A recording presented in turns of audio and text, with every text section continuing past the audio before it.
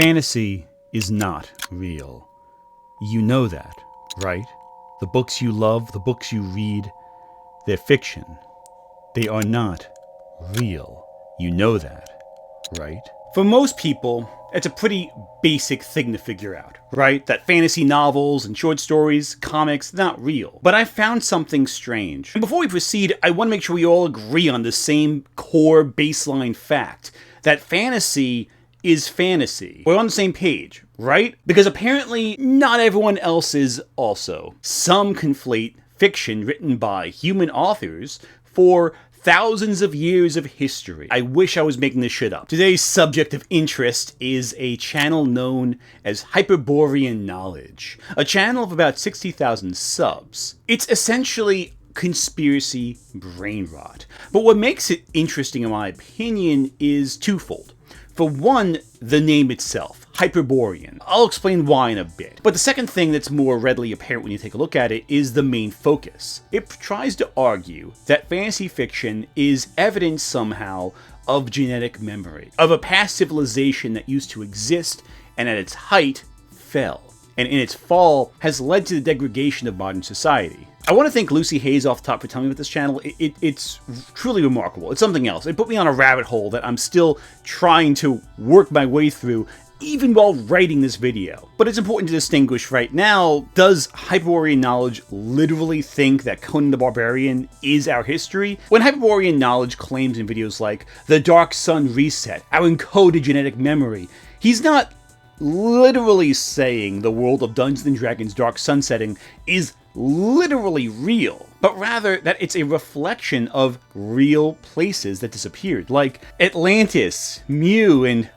Hyperborea. Again, Hyperborea, where have I've heard that before somewhere. A few of you might be asking, what is Dark Sun, if you're not, say, plugged into old school D&D settings? Well, Dark Sun is basically, what if Dungeons & Dragons, but Mad Max?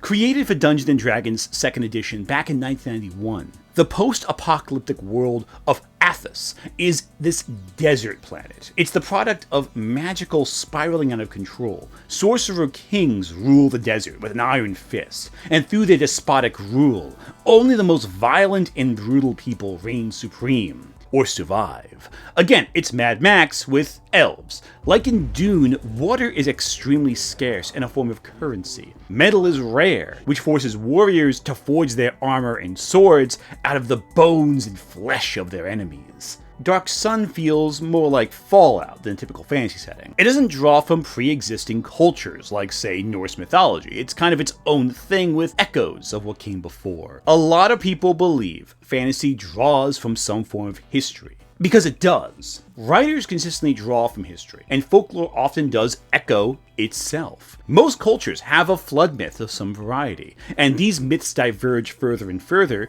the farther and farther you get from the Middle East. Noah's flood and the flood described in the Epic of Gilgamesh are remarkably similar in a lot of ways. Of course, there's a catch. A common sentiment I've seen online is that when discussing shows like The Witcher or Game of Thrones, people often argue that certain decisions don't make historical sense. It's historically inaccurate, which I always found kind of funny because you do know these are works of fiction, right? There is no historical accuracy to the Seven Kingdoms because the Seven Kingdoms don't exist. You see, fantasy might draw from history, and might draw from folklore, but that doesn't mean that they're anchored in history. Just because A Song of Ice and Fire is inspired by the War of the Roses, doesn't mean it's literally 14th century Britain, especially considering, the White Walkers and all that. In fact, the wall arguably draws from older history with the Celts, the big Roman wall that the Romans built to keep the Celts out. The Witcher started as a pastiche of Polish fairy tales, yes, but that does not mean it's literally medieval Poland. When interviewed by Publishers Weekly, for example, Andrzej Spagłowski, the author of The Witcher, thoroughly dismissed the idea that he was anchored or tied in any way to writing an exclusively Polish story just because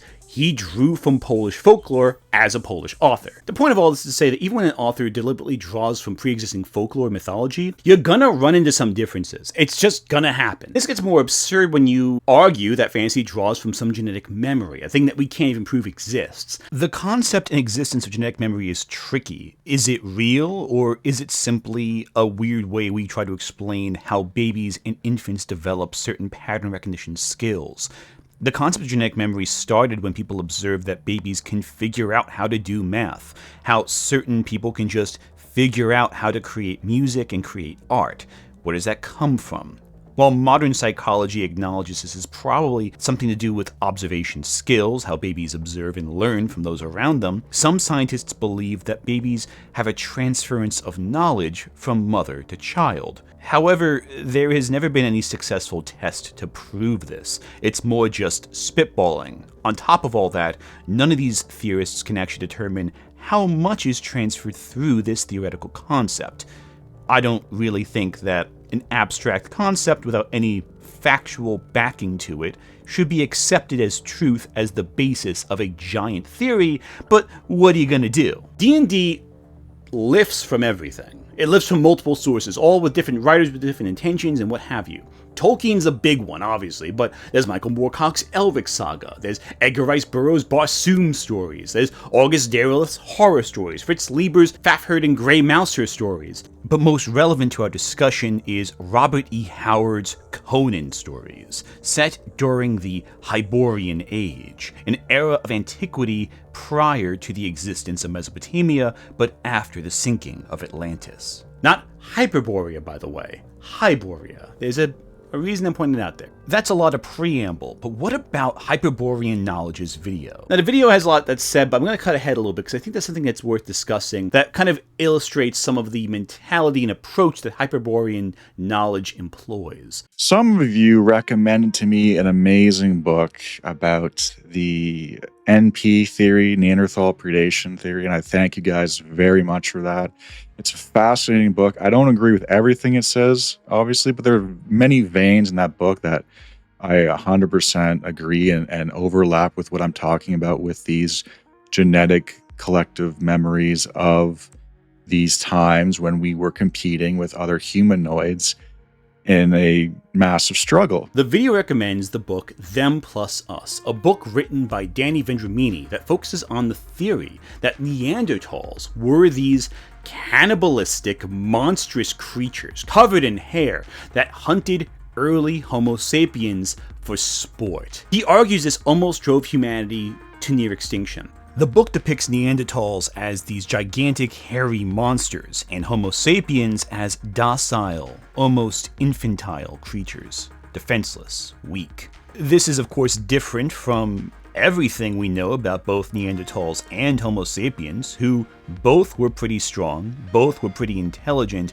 and neither were covered in hair, and neither were monstrous entities that were just focused on killing only. Of course, there is evidence of massacres, but that's true throughout all human history. And Homo sapiens are docile people who grow more violent in response to their predatory hunters. And this predatory urge, this resistance to fight back, this desire to draw weapons, inspires human violence to this day, according to this book, due to genetic memory, a pseudoscience we can't really prove exists. Now, Hyperborean Knowledge does not actually believe details of this book are real, but instead thinks that something did hunt us in the past. Only instead of Neanderthals, it's orcs, giants, and sorcerers. Well, they say it was Neanderthal predation, which I can kind of agree with and kind of see, but it was also orc predation, it was giant predation, it was sorcerer predation. And that's what this created is a founder effect. Only the humans who could survive all those pressures live to reproduce. Those are the people that we descend from. Yeah, no. Not the real thing that you could make an argument maybe hunted us. No, it's the fantasy races. They hunted us. Before you laugh too much, I think it's important to note that this guy isn't the only person who looks at paleo history and thinks, yeah, this is just like my fantasy novels. Of all of these animals on the screen have been found in the same rock layers as dinosaur bones, and they're also alive today. Some creatures have gone extinct and some haven't. That doesn't make dragons real. Our culture today is fascinated by dragons. Franchise box office earnings for How to Train a Dragon is $2.2 billion. Barbie is a billion-dollar franchise. It's not popular because Barbie's a real living doll living in a Barbie world. There's a large number of pseudoscientists, especially neo-creationists, who look at dinosaur bones and argue that they're representative of dragons. No, really, this is a real thing they do, rather than maybe assume that maybe myths of dragons are inspired by discoveries of dinosaur bones. The opposite is true. Dinosaurs prove dragons are real, not dragons prove dinosaurs were real. Hundreds of dragon legends from around the world and all throughout recorded history. Legends are rooted in reality. Are legends all rooted in reality? Mind you, these are the kind of people that believe the Great Flood, the global Great Flood, was real, and that Noah's Ark was real, and they have to rewrite evolutionary theory to make that so, and that the Earth is like 6,000 years old. All of those things being disproved by a whole variety of different sciences. So I am not principally, because, I haven't studied this, but I'm not principally against the notion that a dragon in, some ancient text does not really come from or is not really a reference to a big lizard. I guess he thinks Neanderthal bones were orc bones and giant bones were, mammoth pieces? I don't know. This book talked about, it actually makes you think about The Time Machine by H.G. Wells. There's the Eloi, these peaceful surface dwellers, and the Morlocks, these violent people who live under the ground. And what's interesting was at the time, H.G. Wells made these two parallel human races as an allegory for the discussion of class divide. How the poor were kept building the underground while the rich sat above on top, useless. The poor developing strength, becoming stronger. And Wells argued that eventually, if we kept doing this, the two directions of humanity, the two classes, would divide even further, becoming separate species of humanity entirely. But that the underground people who we deem as poor today would be better equipped at survival and domination because they're just made stronger. You can make the argument Wells was dealing with some classist belief systems, but again, it's a thought experiment. It's not meant to be taken literally. In this sense, Venturini's book is used kind of as an anchor point, so that Hyperborean kind of can anchor his more wild ideas to some scientific theory. That basis is what he uses to justify, well, you know what, I'll just let him tell you in his own words. The fall of Hyperborea, the sinking of Atlantis, the end of Mu. Throughout our history, we have these remembrances of cataclysms in our genetic memory, and it pops up over and over again in our myths and our legends. And there's no other setting that really demonstrates this than the Dark Sun. The Dark Sun is a representation of what the world was like post-Atlantis, after the sinking of Atlantis, because of the sorcerers who were abusing magic, because of their hubris, because of their greed, because of their desire for power and to dominate others.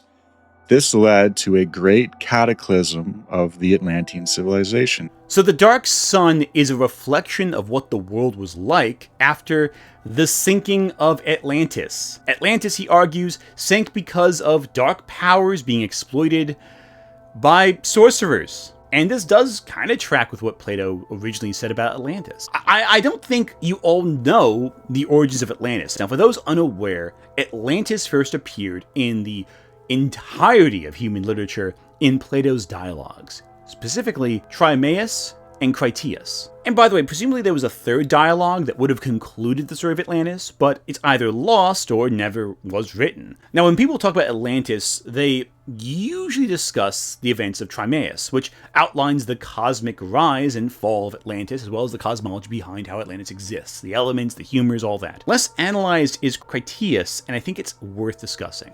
See, Critias outlines the war between Atlantis and Athens, the city-state, which, by the way, was originally founded in 1400 BC by the Mycenaeans. If this war happened, it would have taken place after 1400 BC, which means it would have been a war in the Mediterranean around the same time Egypt was around. So why didn't the Egyptians write about it? There are arguments that some records of Atlantis existed in other documents, but there's no proof those ever existed. The most noteworthy example is the philosopher Crantor, who was a student of one of Plato's students, who claimed he went to Egypt and discovered a document arguing Atlantis existed. However, the document where Crantor supposedly says this is lost, and there's no evidence that any of the documents he supposedly saw ever existed, which makes everything about this extremely dubious, other than the fact that Crantor existed and did believe in Atlantis. Allegedly. But also, the other big hole in this whole story is that if Atlantis and Athens fought in a war, that would have taken 9,000 years prior to the dialogue, because the dialogue implies Atlantis existed 9,000 years ago, which is roughly 8,000 years prior to the founding of Athens. More likely, as Aristotle pointed out, Atlantis was an allegory meant to talk about hubris. Now, what is interesting, I think, is that the Mycenaeans did experience a great fall, essentially, along with the Minoans, but Athens survived, albeit with some significant economic decline. But it became an independent city-state on its own and a figure of great political power in its day. If we take Plato at his word, based on the history we know, Atlantis and Mycea should have been contemporaries, but they simply weren't. Because Atlantis, say it with me now, doesn't fucking exist. It's a minor little side note in Plato's stories, and it only rose to prominence in our culture today because of the Renaissance-era writers like Francis Bacon and Thomas More. Hell, Plato doesn't even pretend Atlantis was all that great a nation. They lost to fucking Athens. The same Athenians who got beaten by Sicily just a couple years before that whole dialogue was written. I mean, Aristotle, Plato's student, called Atlantis bullshit. Because it is bullshit. Plato often talked about high ideals and odd concepts and these dreams, whereas Aristotle was saying, hey, here's the world as I see it. Here's the world as it is, and I don't see no fucking Atlantis. Alright? However, there is a kind of Atlantis, though it's not a lost civilization, but rather lost landmass where people did live. In 1931, a fisherman named Pilgrim Lockwood was sailing 40 kilometers off the eastern coast of England when he noticed a strange object in the nets that his crew had been dragging across the sea floor. It was a harpoon carved from the antler of a deer, measuring over 20 centimeters long with a sharp, barbed edge.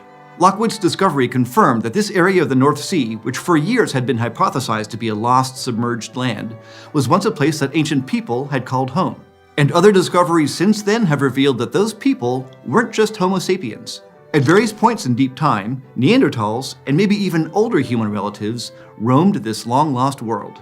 And for a pretty good reason, too. This area, which connected Britain to the rest of Europe, was once one of the continent's richest hunting grounds. A dynamic and at times lush environment that supported a wealth of species and natural resources. To ancient humans, it was something of an ecological paradise. Doggerland is a region of northern Europe that was smothered by water once the ice caps melted after the end of the Ice Age. This landmass bridged England to the rest of mainland Europe. We found pottery and crude tools there. Not traces of an ancient civilization like Atlantis, but people did live there. Like cavemen. Yet Hyperborean argues that Atlantis exists, and indeed all these other lost civilizations, including Hyperborea, exist. And it's due to our genetic memory, one that lives through stories and lives through fantasy, that we can prove it, according to him. Except when you keep listening, you realize how fucking crazy this whole thing is. This led to a great cataclysm of the Atlantean civilization. Now, survivors went on to other parts of the world. And part of this was that they went to Mesopotamia, especially the Tyrian region, and the corrupt ones became sorcerer kings. This ties in with the Dark Sun and the Cleansing Wars. We talked about the goblins and the orcs being exterminated. That completely overlaps with what happened in the Dark Sun setting, because it is mirroring our genetic memory, our collective unconscious of this timeline. So this guy says Atlanteans went to Mesopotamia, and they became Dark Lords over there. How these people conquered Mesopotamia, by the way, which was not a singular civilization, but actually several different nations, including Sumer, Babylon, Assyria, and Akkad, is anyone's guess. Also, I couldn't help but notice you said they settled in the Tyrian region? They went to Mesopotamia, especially the Tyrian region. Where is the Tyrian region exactly? And again, there were pre-existing colonies in that area, especially. I'm talking about Tyre, because the main city that this takes place in the D&D setting is Tyre, which is obviously Tyre. And these Mesopotamian city-states all across this region with the Sorcerer King rulers, this is where a lot of all this stuff starts. This is really where we need to be looking. Do you mean Tyre, Jordan, which is on the opposite side of the Middle East of Mesopotamia? This guy is saying conquerors like Sargon of Akkad was really an Atlantean wizard. Yeah, because Sargon of Akkad was the big conqueror in that region. Does that mean he's the great sorcerer king who's a snake guy? I don't fucking know. But that's the best we get, apparently. And by this, assuming that this guy, when he hears the word Sargon of Akkad, thinks the actual Sargon of Akkad, not Carl Benjamin. But I digress. The new face of UKIP. The party partly responsible for Brexit, now resorting to online extremists to get attention. And I'm not going to be apologising for my crimes against political correctness. I hate political correctness. Foreshadowing is a literary device in... So we look at this setting and we see scarcity, we see strife, we see people dominating each other for the meager resources that people have available to them. It's a post-abundance world, and human beings were thrown into absolute just scarcity at all levels.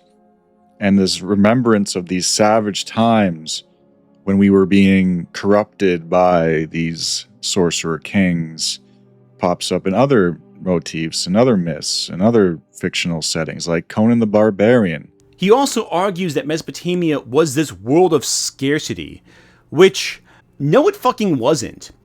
Inhabited for nearly 12,000 years, Mesopotamia's stable climate, rich soil, and steady supply of fresh water made it ideal for agriculture to develop and thrive. It wasn't Arrakis. The Fertile Crescent was called the Fertile Crescent because it was an intersection of the Tigris and Euphrates rivers, places that flooded regularly and thus helped immensely with irrigation. Even in the Bible, they even refer to Babylon as a place of excess, not a place of scarcity.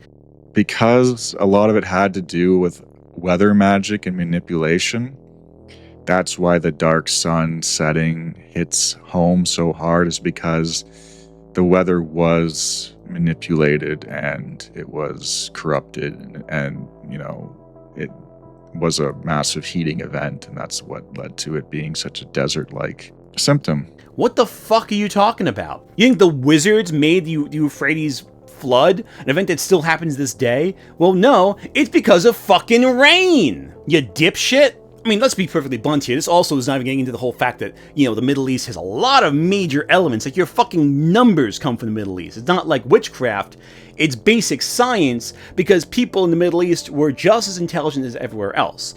But again, I digress. To me, this is giving me the idea of like how ancient aliens, when they point to like a non-European culture, they go, oh, this advanced structure, a pyramid, how could it have possibly existed? How could people have the sense to build a triangular structure? It must be aliens. Aliens must have taught them that, instead of the shocking idea that Europe is not the singular bastion of knowledge, and that white people do not travel from place to place to spread civilization there. Which I think is the implication here. The Atlanteans from Europe, because Atlantis is a European nation apparently, came to Mesopotamia to conquer it and guide them to become a power.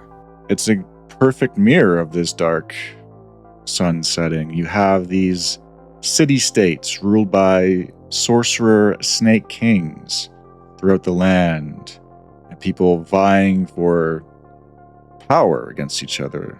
Slavery is abundant. Strife, conflict, thirst is everywhere. And these snake sorcerers have convinced a great many people to renounce their old ancestral ways and to become pacifists.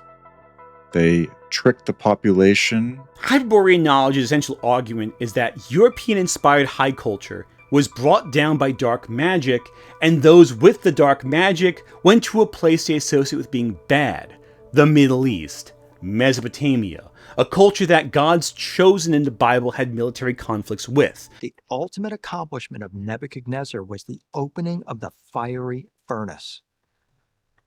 Nebuchadnezzar had gone to Jerusalem, looted and leveled the Temple of Solomon, and he brought the wise men of the temple back to Babylon with him.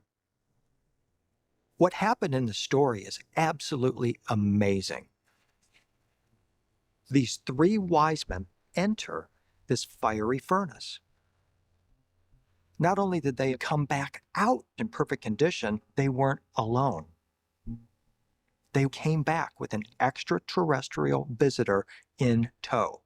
In today's terms, we would obviously call this a stargate or a portal. Now, I'm not going to force you to watch the entirety of this video. He goes on to argue that literal snake sorcerers, yes, literal snake sorcerers, all represented with James Earl Jones's rendition of Thulsa Doom from Conan the Barbarian, conquered all of the Middle East. By the way, Thulsa Doom, the character, is not even a character from the original Conan the Barbarian stories by Robert E. Howard, but actually was a figure Howard made for the Cull of Atlantis stories, which itself was later adapted into Cull, starring Kevin Sorbo. This has no bearing on what I'm talking about, but I just think it's neat. Actually, you know what? It actually makes sense that Thulsa Doom is used here because they're talking about Atlantean snake sorcerers. Maybe he's onto something. Point is, though, he argues that literal serpent people are leaders of the world and are trying to take us back into the old ways.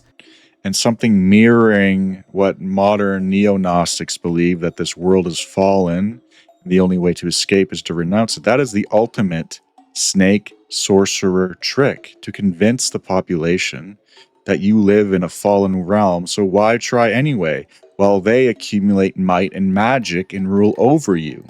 It's the ultimate spell.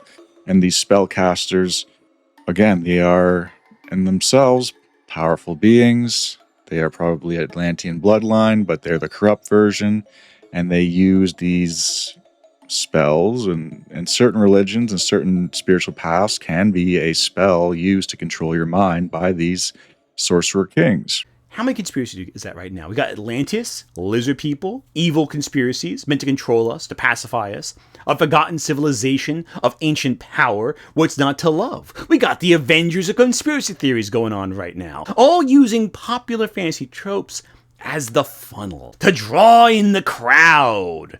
It's something familiar so you recognize it and you don't question things too much. You don't have to follow the logic. It's not some advanced information here. It's stuff you already have in your fucking library. Including mine, I might want to add. You're probably thinking, who buys into this horseshit? Well, judging by the comments, a lot of fucking people buy into this bullshit. Like when you can smell the rain. So true.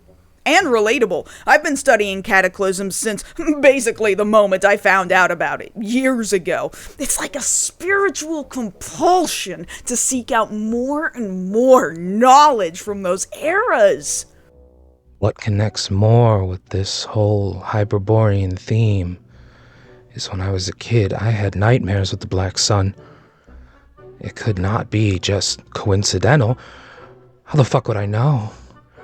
This symbol produces fear to me even today. Insane power.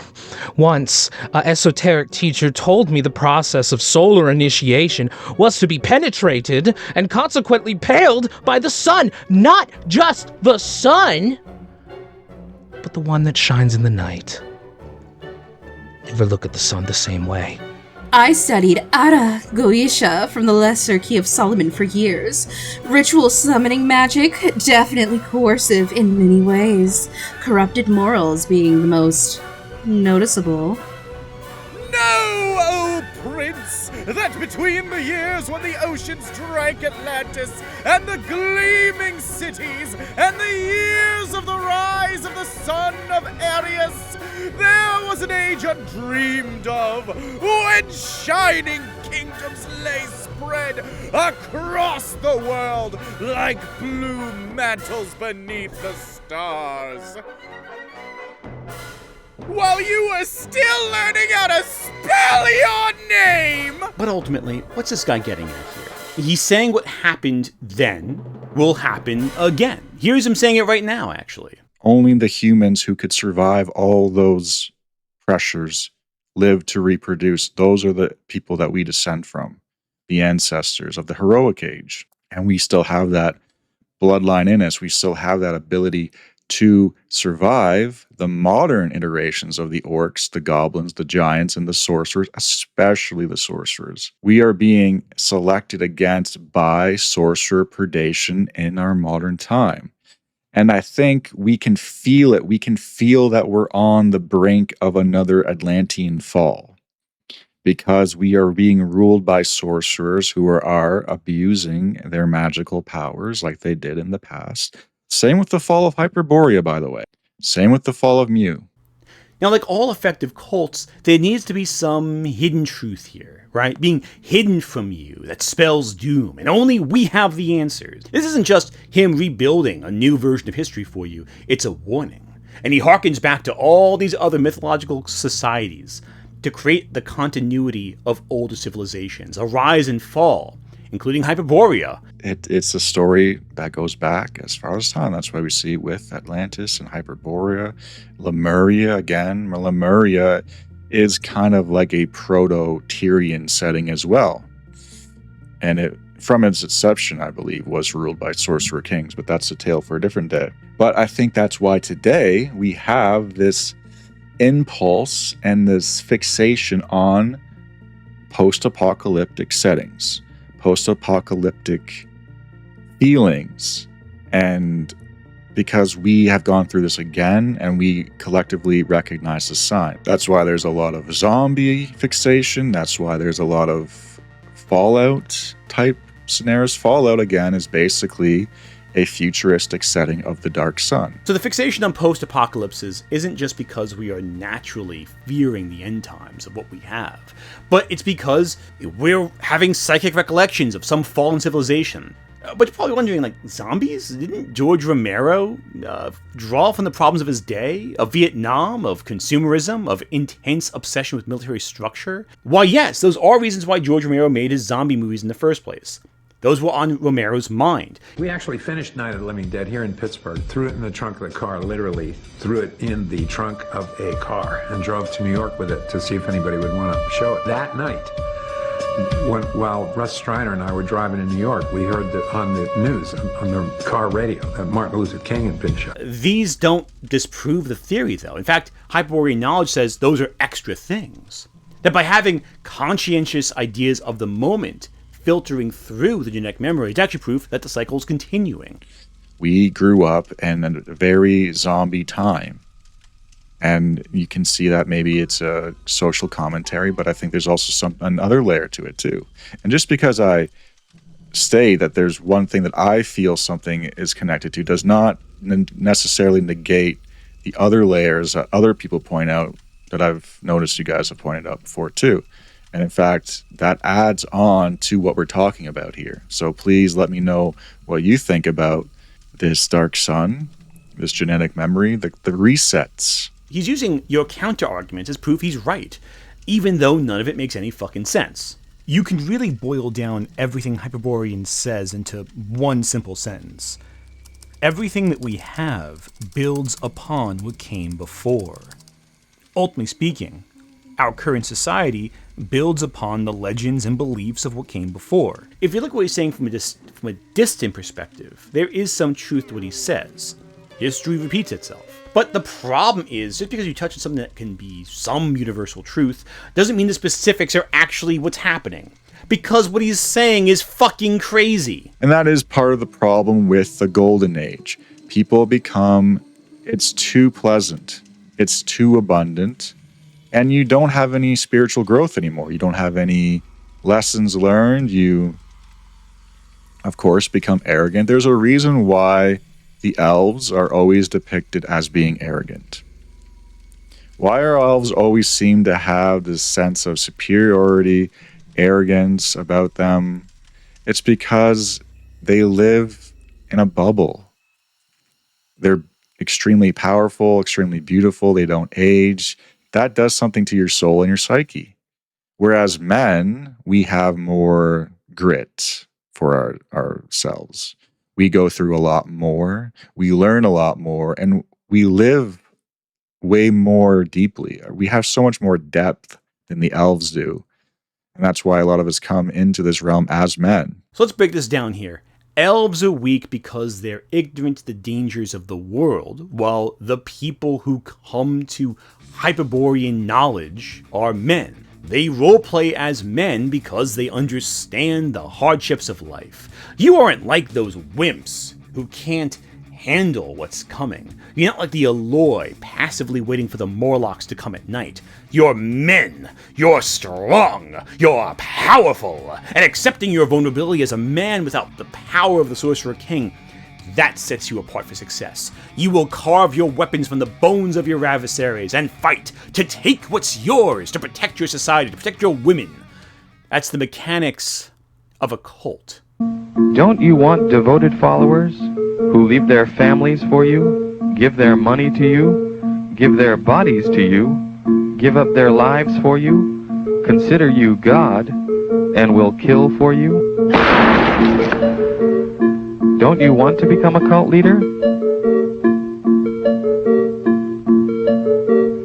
Since the death of God, there's been a vacancy open. You could fill that void.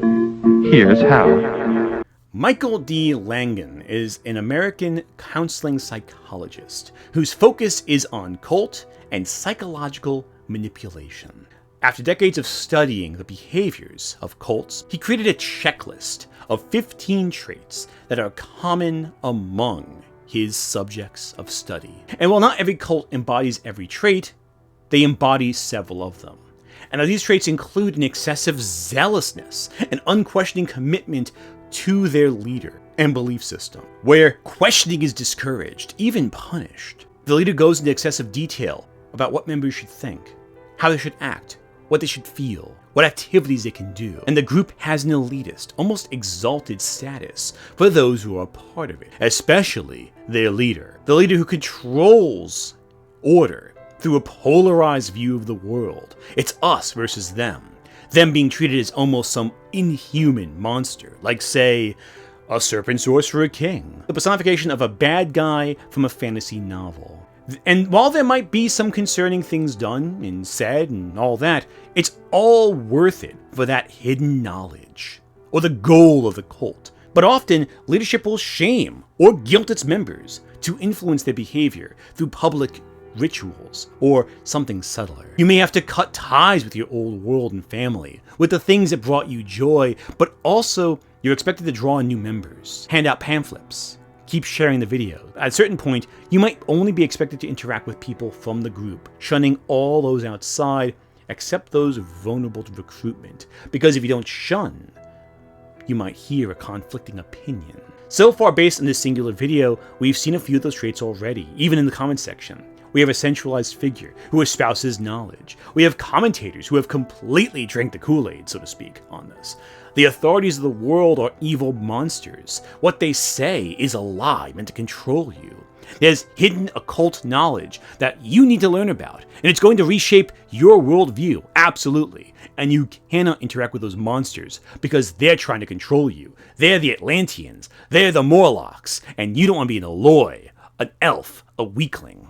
But perhaps we need more evidence of this, that it's a cult. I mean, come on, we only got one video here. There's like a bunch of videos here.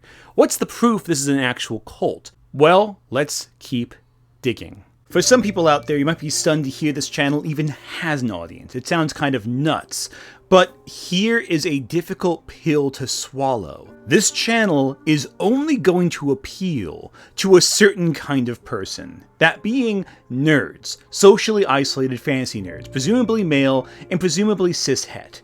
These are people who identify heavily with their identity as a gamer, as a TTRPG player, as a fan of books, and their hobbies are being invaded, as they perceive it, by mainstream media. In other words, the normies are coming. Aragorn is a European-looking white man with shaggy brown hair and hard eyes. In no way, shape, or form can someone read that description and come to the conclusion that Aragorn is a black man. But of course, in order to appease the almighty ESG score, Magic the Gathering has decided to change Aragorn into a black man. This change is simply being done for one very obvious reason, which is to appeal to woke identity politics in order to seem more inclusive. and to raise their ESG score as always. I can't help but compare that invasion to one outlined by Hyperborean Knowledge's videos, an invasion of dangerous outsiders masquerading as people. Where are you gonna go?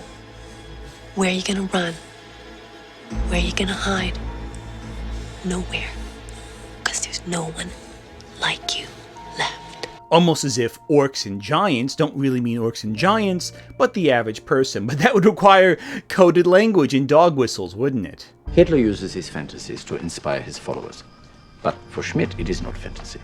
For him, it is real. Foreshadowing is a literary device and your hobby isn't just a fun thing you do, it's a key to a conspiracy. And these elites, these sorcerers, these normies are coming in to change that with secret knowledge, to make it modern, to make it a tool to control you, make it woke.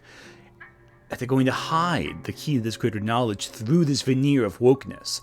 And to raise their ESG score as always. This idea of taking the familiar and morphing it into some type of mystery, some conspiracy, that's not a new tactic. In fact, fiction's been doing this for years, and fiction has in some cases influenced how we perceive reality. And it's through the understanding this that we can understand Hyperborean Knowledge's entire appeal to his either very gullible or very coded audience. When Dan Brown's The Da Vinci Code came out, a ton of otherwise educated people were convinced by the seemingly logical arguments that didn't seem too outlandish.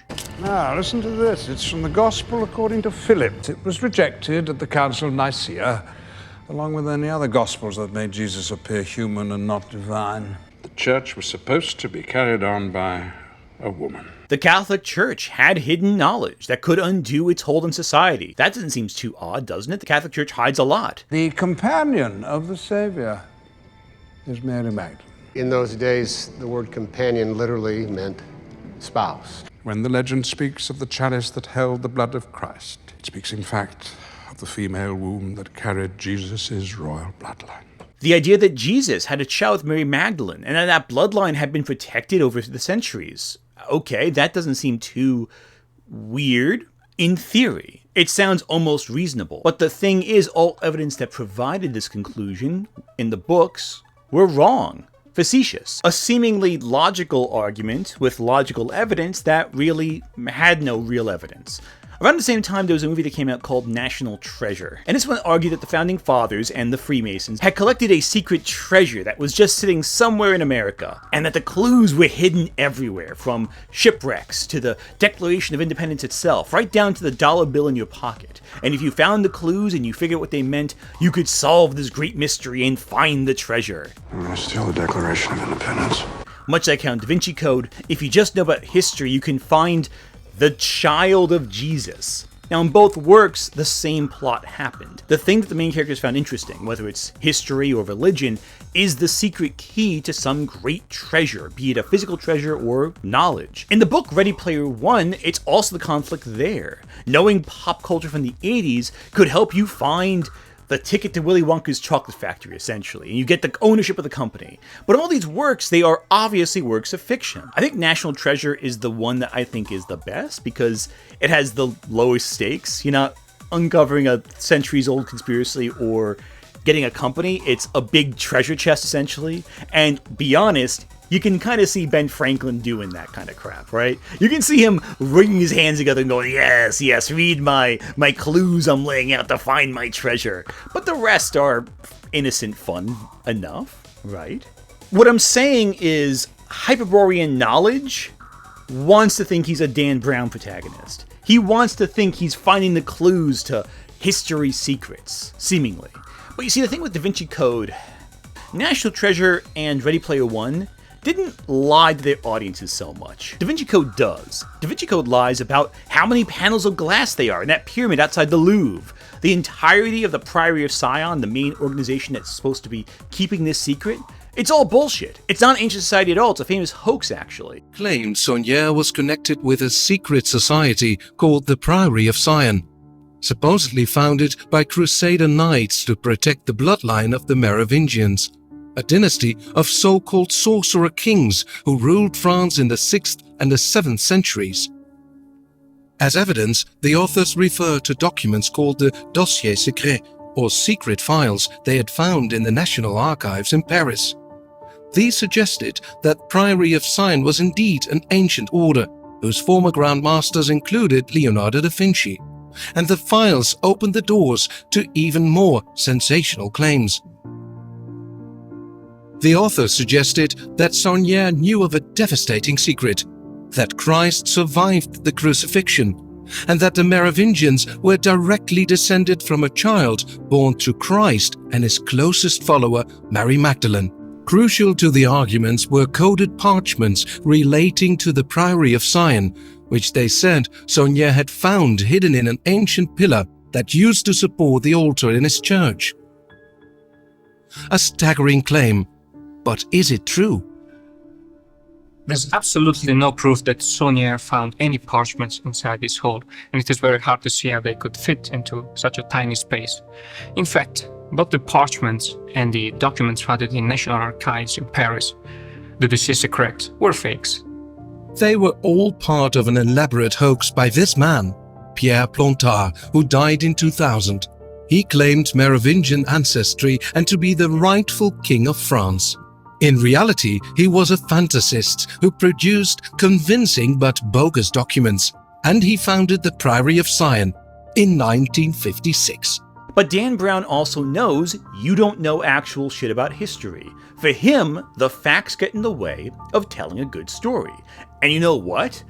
The facts do get in the way of telling a good story. It's more fun to think you're finding hidden knowledge from a writer who you believe maybe knows something, and maybe use that knowledge to write a good story in the process. But what I want to know is this: does Hyperborean Knowledge know what he's saying is bullshit, or has he bought into an older, far more insidious cult that has reshaped both the 19th and 20th century in the process? That's right. This isn't just a video about debunking some kook online. It's about exposing how this is tied in to one of the most dangerous secret societies in the last century and a half. Hyperborean Knowledge, I looked at his videos. I looked at his original videos. You see, some are actually hidden as members only, but he seemingly started off as a media analysis channel, as a cultural channel. It was until he started talking about genetic memory being unlocked that you kind of got into weirder stuff, like, say, talking to DMT machine elves. Machine elves are a term used to refer to these hallucinations you get from doing psychedelics. They're these elves who often communicate the secret mathematics of society, the nature of reality itself. Apparently, Hyperborean Knowledge thought, yeah, I'm gonna take psychedelics and talk to machine fairies and find out the secrets of life. Maybe he actually believes the bullshit he's saying because he's on drugs. Honestly, that would explain a lot. But I think it goes deeper than that. He focuses a lot on secret knowledge, and specifically is obsessed with Conan the Barbarian, all while discussing how our modern society is brainwashed. His most famous video is titled How Millennials Were Brainwashed. It has almost 500,000 views. That's not a small amount. The video frames the discussion as one analyzing why other generations view millennials as something to despise. So in this video, I will be discussing some of the conditioning and programming that went into the millennial generation. Now when I mean millennial, I mean the general understanding of what that age group is, and essentially it's people born within the early 80s to the mid 90s. Now there is some debate as to the exact date, but let's just keep it at that.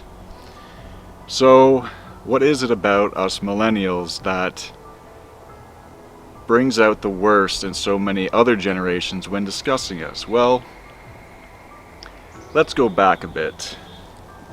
Let's kind of look at how we have been programmed, how we have been conditioned. Keep in mind, this is coming out after half a decade of articles blaming millennials for destroying everything. Restaurants, breakfasts, the economy, everything. But Hyperborean Knowledge immediately shows a montage of popular songs. Of the songs shown, almost all of them are by women, with Eminem being the only exception. And Eminem very famously took a style of music that was created by black artists, that being rap and R&B. Interesting. So, are women the problem, or are non-white cultures the problem, if influences white culture? You see, that's a possible interpretation, maybe an uncharitable one, but as we go on, you'll realize I'm not being all that uncharitable here. Now, I can remember, as young as grade 4, going to these dances at this hall owned by the Knights of Columbus. Now, these dances were from grade 4 to 6, and we were basically at this bar simulation. It's the best way I could describe it. It was a bar simulation. We would all go in there as young as 9, 10. There was a bar, but it served Coca-Cola and soft drinks. And in the front of the hall, there was a little dance club where they were playing rap music about smoking crack and grinding on each other. Little John was a popular song at the time.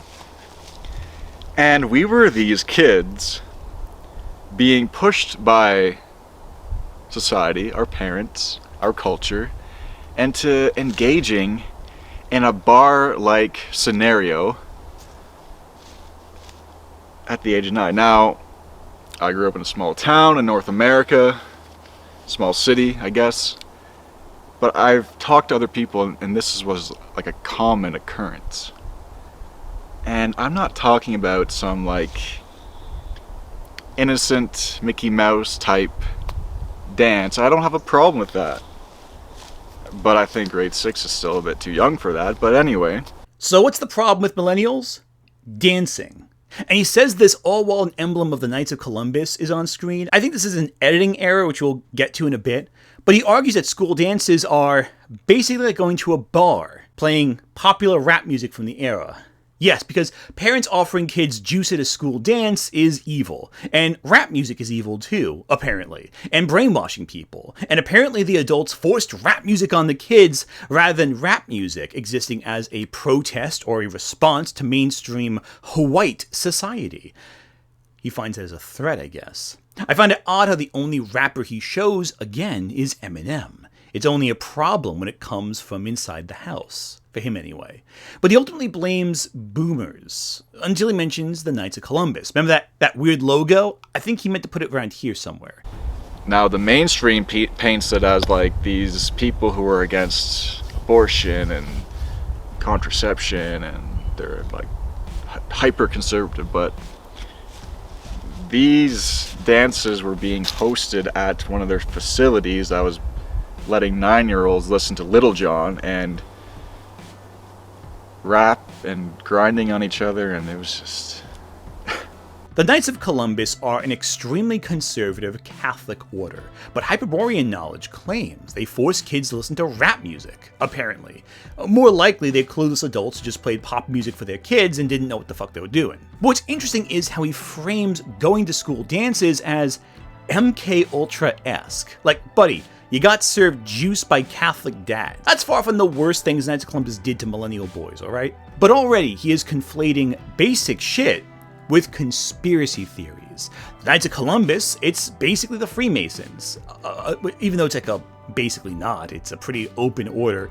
Some churches, some clueless parents playing rap music at a school dance. It's basically the same as a government-sanctioned plot that bombarded poor racial minorities or clueless college students with drugs to just see what happened, to see if they could brainwash or influence them using chemical influences. They're basically the same thing, so why not compare the two? A lot of conflation here. A lot of paranoia. That idea that he is looking at the intentionality of everything around him as messaging goes even further when he tries to argue that movies brainwash kids. Specifically, he is mad at coming-of-age rom-coms.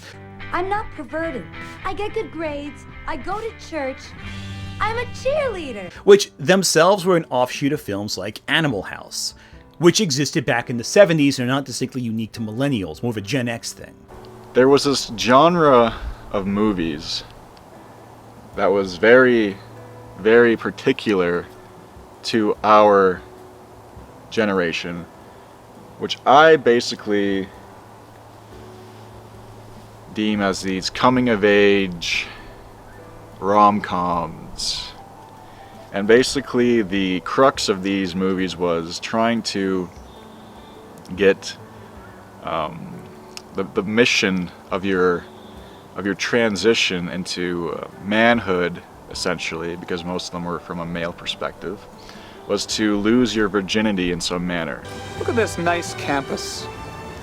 Reminds me of all those great college traditions, like homecoming. We've got chicks for sale. Getting wasted. Experimenting. Touch my chest. Meeting new people. Now touch her. Making homemade sex tapes in your dorm room. That was the goal. Again, sexualized music and sexualized comedies. That's the danger here, apparently. And he's arguing this was done deliberately to control us, as opposed to rejections of the status quo that came before. Animal House was controversial upon its release because it broke from the more sanitized comedies of the previous decades. It's not intentional, it's art piercing through the veil of conformity. But here, it's a tool used to control and influence.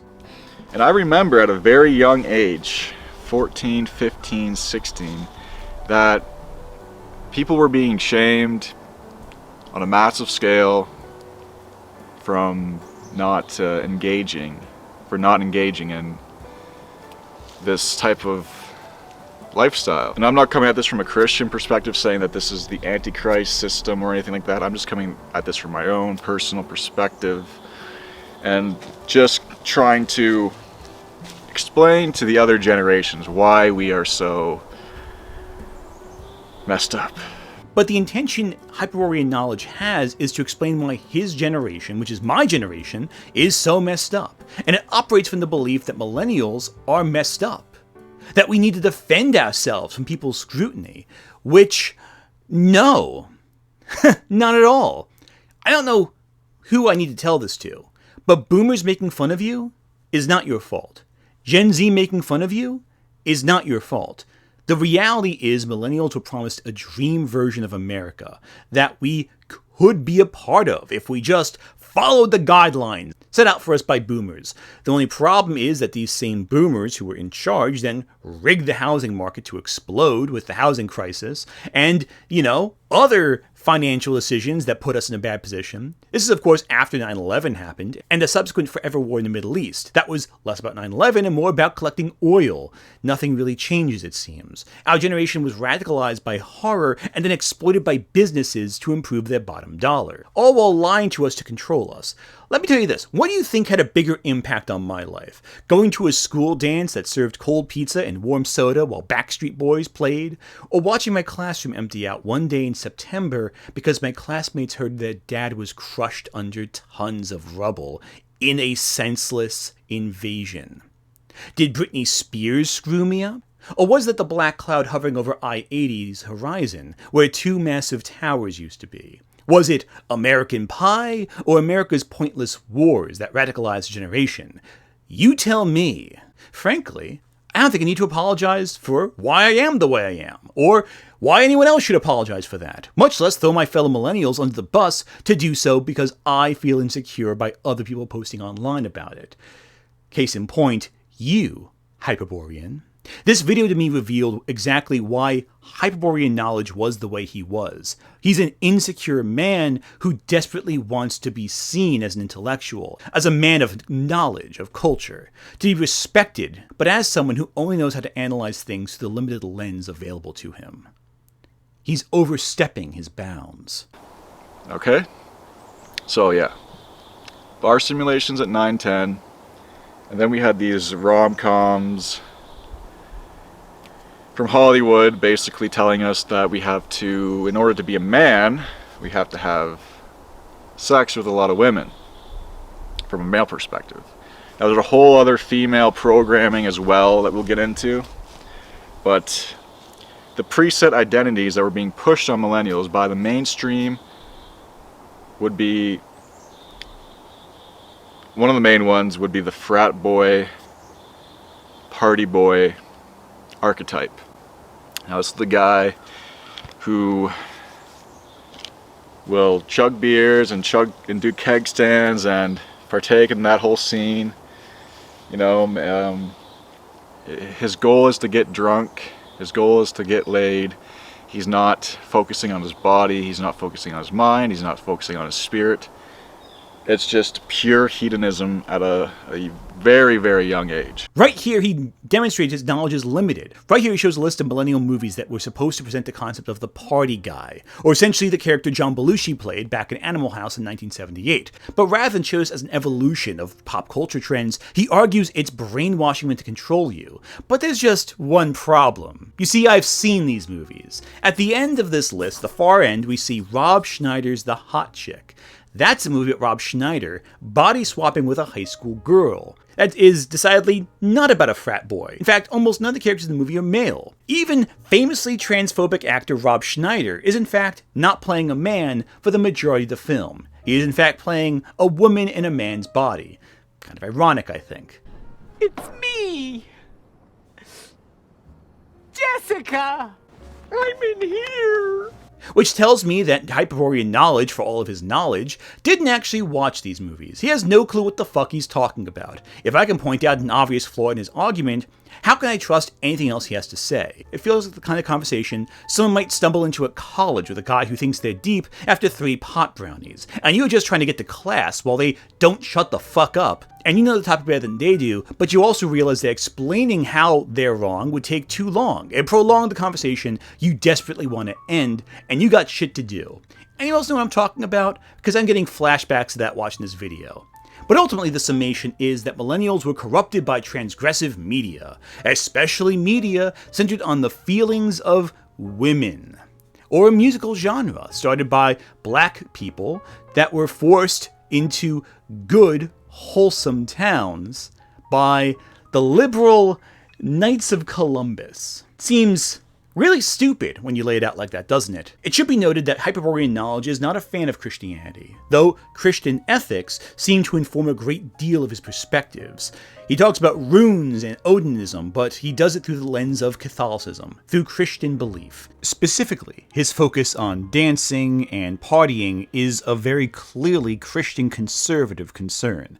The Norse did not have such concerns about drinking and partying, considering it was part of the revelries of Valhalla and the gods. A true Odinist wouldn't really care if kids are being encouraged to party, or the fact there's a bar simulator. That's kind of a big deal with the gods. They love to drink, and they love to party.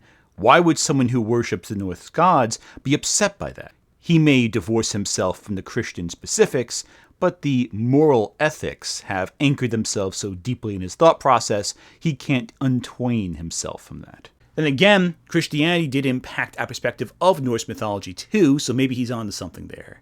But he loves his historic, esoteric texts, which leads me to putting my conspiracy hat on for a second. See, one common thread in a lot of conspiracy theories is that some other culture has been influencing mankind from the shadows. If you ever watch Ancient Aliens, everything is aliens. Every non-white civilization, all their achievements were only accomplished because aliens came and helped them out. These brown people couldn't figure out for themselves how to build a pyramid and put blocks together. No, it's gotta be aliens, you know? The Great Pyramid was built with the level of technological sophistication far in excess of anything that we have today. When you consider the vast amount of information about the Earth that's encoded into the Great Pyramid, you can't just dismiss all of this as pure coincidence. But when white people have an accomplishment, that's them. But they were in contact with aliens, or they were using it to contact aliens, or they were talking to aliens as equals, not worshiping them like gods like those brown people do. Funny how that always happens in Ancient Aliens, right? When it's Europe, it's a contact. When it's Africa, it's a servitude situation. It's a worshipping situation. When it's Asia, forget it. Very famously, the crystal skulls were supposed to be alien skulls in South America. But the crystal skulls were all fake. They weren't real. They were fabricated. And when you look at them under a microscope, you can tell they were all crafted by human hands. But conspiracy theorists use it as proof that aliens did in fact touch down. To this day, they still use it as proof, even though they are all clearly fake. Yet they still believe in a conspiracy theory. Why is that? Perhaps because it centers Europe as a bastion of knowledge, and the other cultures as behind them, needing the assistance of some extraterrestrial force to bring them into the century alongside Europe. But it's not just aliens, is it? You know, there's that lizard people conspiracy, that all the elites in the world are secretly lizard people in human skin. And that sounds an awful lot like Hyperborean Knowledge's wild takes about snake sorcerers, doesn't it? Because this belief in some ancient monstrous race controlling everything is actually older than you might realize. It was common belief in the 18th and 19th centuries, for example, that Native Americans didn't actually have a civilization. Rather, it was believed that a white society first came to America, only to be eradicated by some invasive species. It was this conspiracy that Andrew Jackson cited to justify the Trails of Tears. On December 6, 1830, Andrew Jackson used his second State of the Union address to defend the Indian Removal Act. To his critics who, quote, wept over the fate of the Aborigines, and who, it turned out, accurately predicted the horrors of the forced migrations known collectively to history as the Trail of Tears, Jackson offered an archaeological lesson. Any melancholy reflections were ahistorical, he said, because the Indians were neither innocent victims nor first peoples, but perpetrators of what Jackson's modern admirers might call white genocide. Oh boy, this sounds like a fun video.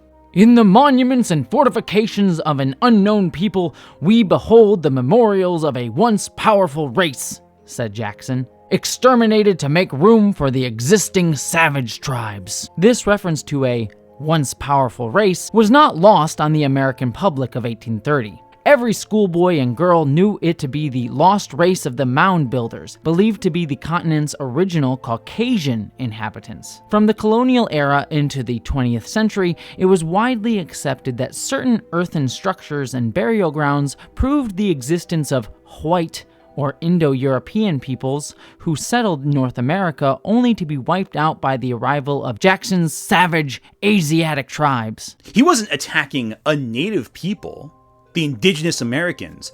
He was avenging the real builders of America, the real people who built this country, the white ones. As the country expanded west, the mound builders myth had obvious utility. If the Indians destroyed earlier waves of white settlers, their own extermination was just another turn of history's wheel.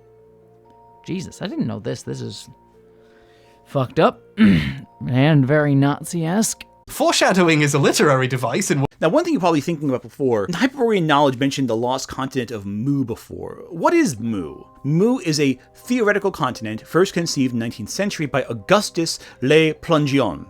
As he claims, while investigating the Mayan ruins, he determined the Yucatan people predated the ancient Egyptians and Greeks, which is a fascinating thing to say, considering that the Mayans started inhabiting the Yucatan in 1500 BC, but didn't start building the ruins that Augustus was investigating until at the earliest 250 BC. Ancient Egypt, for comparison, was at its earliest founded in 3150 BC, just over 3,000 years off. Anyway, Augustus claimed he had a translation of the Popol Vuh, an Mayan text that I probably mangle pronunciation of. We have it translated, by the way. We don't really need to compare it to what he says because he's just wrong, but he claimed he had a translation of it. Anyway, Mu, he claimed, was an ancient island nation on the Atlantic Ocean that the Yucatan people knew about. Next to Atlantis, I think. Now, several other people claim to have found evidence of Mu, like James Churchward, who found clay tablets from India. Yucatan, India. Right next to each other, right? Who knows? Anyway, James Churchward claimed he found evidence of Mu. It wasn't in the Atlantic, it was in the Pacific. And he claimed that Mu really did exist because he found tablets in an Indian site for it. But don't ask about those tablets though, because much like John Smith and the Golden Plates of Mormonism, you gotta take his word that they existed. He couldn't share them, it was too secret, I guess. He also conflated Mu with Lemuria, a place from which it was believed that certain species of animals migrated to mainland Asia, like lemurs, hence the name Lemuria. I think also Hyperborean Knowledge mentions Lemuria as well in our video. It's a story that goes back as far as time. That's why we see with Atlantis and Hyperborea, Lemuria again. Lemuria is kind of like a proto-Tyrian setting as well. And it, from its inception, I believe, was ruled by sorcerer kings, but that's a tale for a different day. Churchward went farther, though, implying that the people of Mu, not just animals, but people, traveled throughout the world to bring civilization to the savage earth. And from them we got everything. Seems kinda familiar, doesn't it? It is the basis of most ancient astronaut theories. In other words, it directly inspired Ancient Aliens. It also inspired fantasy literature. Kinda. There's several fantasy stories out there that center on lost civilizations, but often the context is substantially different. They didn't found society, it was just an older era of human culture. Hayao Miyazaki's Castle in the Sky and Nausicaa focus on civilizations that destroyed themselves using rogue technology. The lesson there is not to repeat the mistakes of the past. Michael Moorcock's Elric comes from the lost civilization of Melnibone, but unlike Mu, while Melnibone's influence is widespread, the entire civilization dies near the start of the saga, leaving nearly no trace that ever existed come the story's end. It's the story of a society in decline, the antithesis of what was traditional at the time. As for Conan, well, the Hyperborean Age's main legacy isn't lost technology, it's pure ruin, lost to time. While some can see it as a high age of strength, it's also an era that exists in continuity with Lovecraft's Cthulhu mythos. And as we see there, the lost history shows how small and fragile mankind is in the scheme of reality.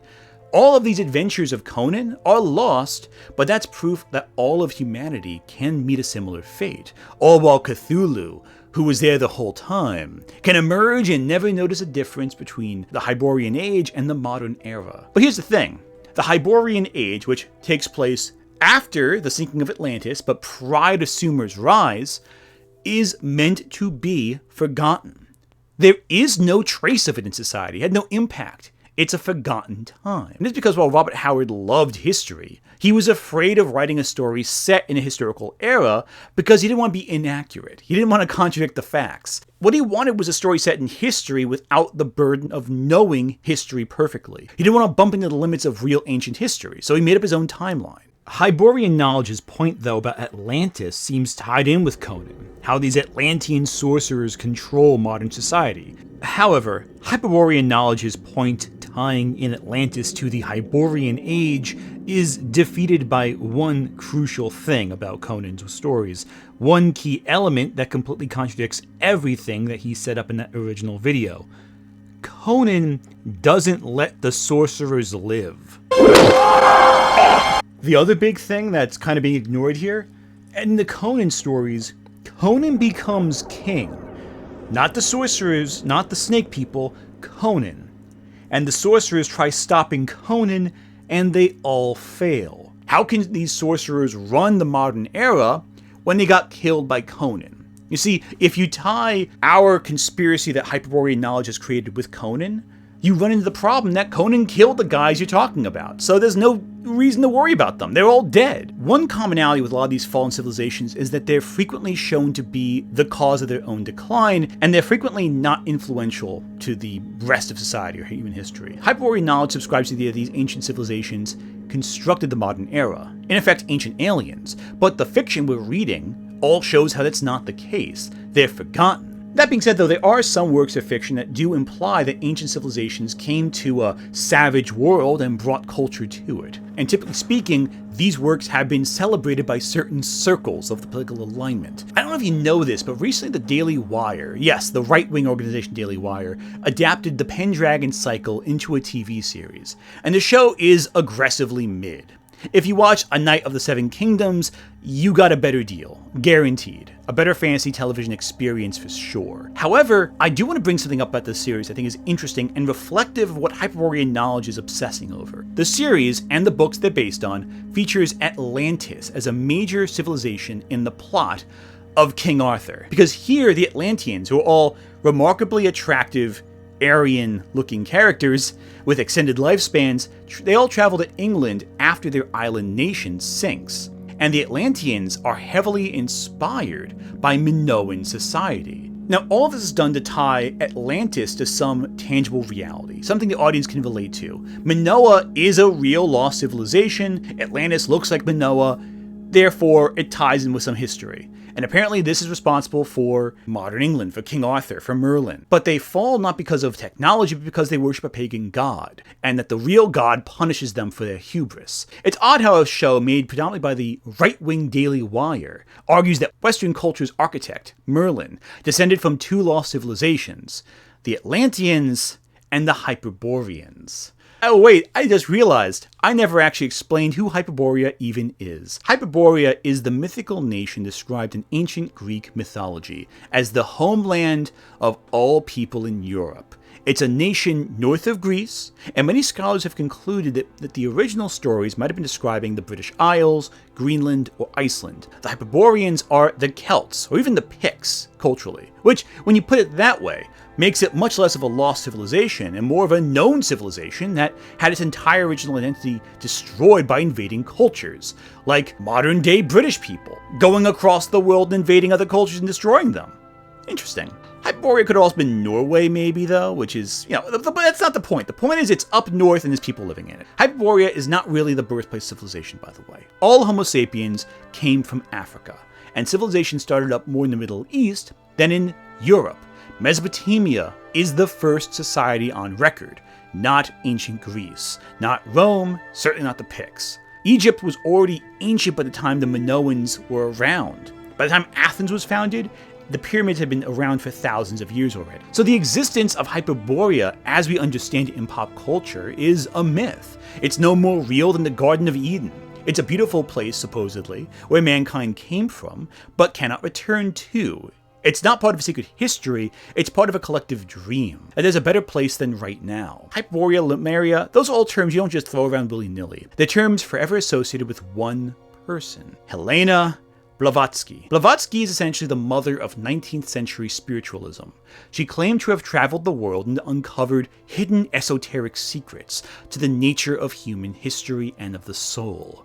She claimed to have in Tibet encountered spiritual masters who informed her about the religion of Theosophy, which she officially founded in New York in 1875. It is a religious order, but also not always recognized as a religious order. Blavatsky, in the process of making Theosophy, appropriated mythology, Eastern mysticism, and Buddhist iconography to create an order that argued that the material world was an outer reflection of a singular, absolute entity. In relation to Lemuria, Helena claimed it was the place from which the masters and humanity's precursors came from to populate the world. This idea of a birthplace of civilization centered on Lemuria in the Pacific, significantly farther from the supposed location before of Hyperborea in myth, refocused the world on Asian culture, and thus a lot of mysticism drew more from Asian culture than it did from European culture. Theosophy inspired countless other faiths,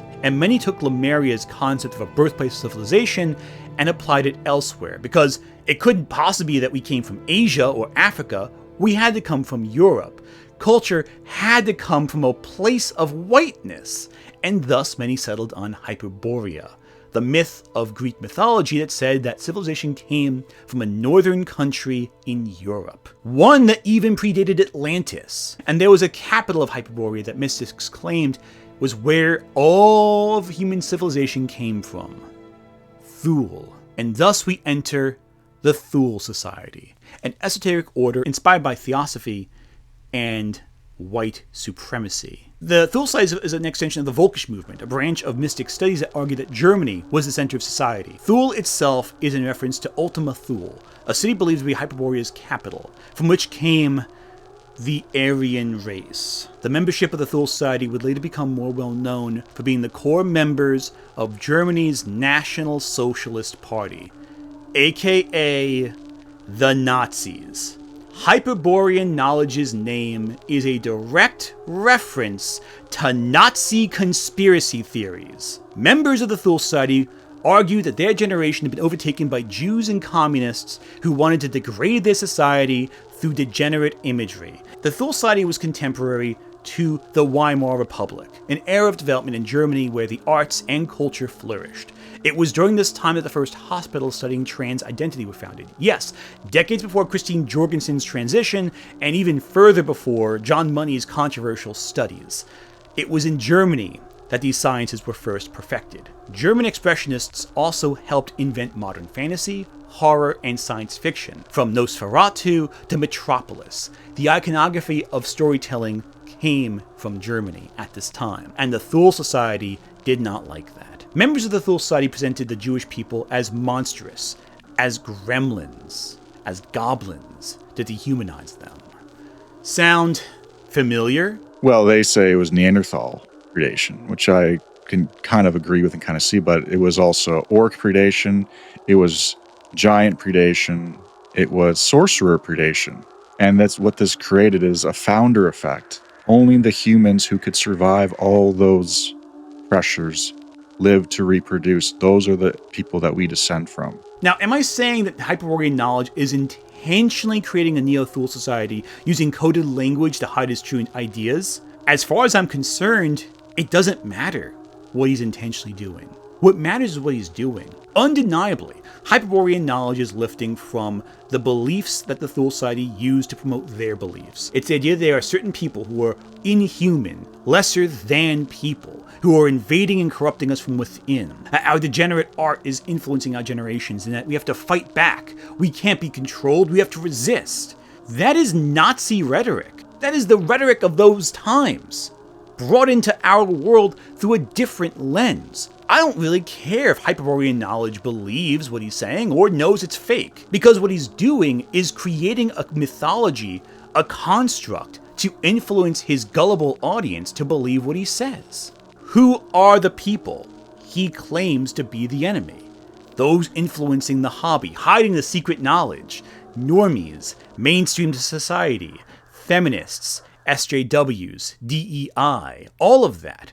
You don't need to say the words. We know what you're saying. You're not that slick. You're trying to imply that mainstream people, that people with brains and hearts and souls, are the ones who are orcs and giants and sorcerers of a snake reptilian variety. Hyperborean Knowledge is not spreading knowledge, he's pulling the wool over the eyes of his audience, and they're buying into it because they want to be part of a fun conspiracy. They want to believe there's orcs and goblins to fight, but the reality is the iconography being used was used already in 1918 when the Thule Society was founded, and it became one of the most dangerous societies in human history because it helped create the infrastructure that overtook Germany in 1933 and became the party that started World War II. You cannot dismiss this as just some stupid little YouTube channel. You cannot dismiss this as just some small little thing. This is dangerous rhetoric. When you see these conspiracy theorists, it's not simply just for the fun of it. It's because what they're doing echoes back centuries. Echoes back to violence that was real. It is not permissible. And it is not worth overlooking. Don't you want devoted followers who leave their families for you, give their money to you, give their bodies to you, give up their lives for you, consider you God, and will kill for you?